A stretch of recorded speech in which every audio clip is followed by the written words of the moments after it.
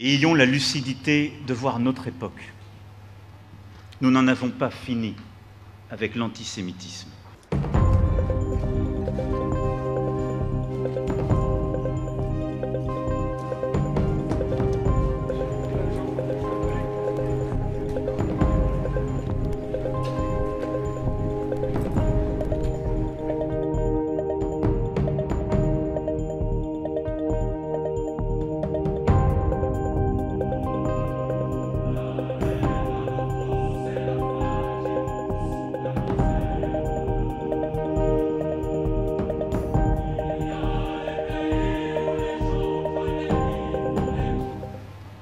Nous n'en avons pas fini avec l'antisémitisme. Et nous devons en faire le constat lucide.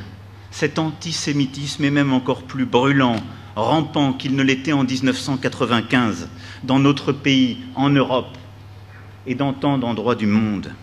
Il peut, aujourd'hui bien sûr, prendre d'autres visages, se draper dans d'autres mots, d'autres caricatures. Mais l'odieux antisémitisme, comme disait Zola, est là. Il rôde, toujours vivace, persiste, s'obstine, revient. Il se déchaîne dans la barbarie terroriste. Rue Copernic et rue des Rosiers, à Paris, au début des années 80, à Toulouse et Montauban, il y a 10 ans, dans l'hypercachère de la porte de Vincennes, il y a 7 ans. Il s'installe dans la succession des assassinats des crimes antisémites perpétués ces dernières années. Il s'affiche sur les murs de nos villes. Il s'infiltre dans nos réseaux sociaux. Il plastronne sur les tréteaux, applaudi par ceux qui confondent antisémitisme et liberté d'expression. Il profane nos tombes. Il souille les portraits de Simone Veil. Il s'immisce dans les débats sur certains plateaux de télévision. Il joue de la complaisance de certaines forces politiques. Il prospère aussi à travers une nouvelle forme de révisionnisme historique, voire de négationnisme.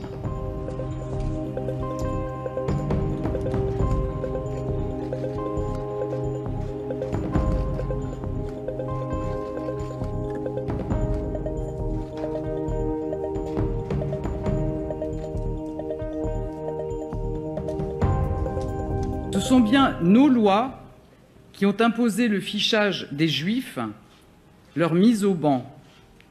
C'est bien notre police qui a cherché et arrêté des milliers de familles sans distinction d'âge ou d'état de santé.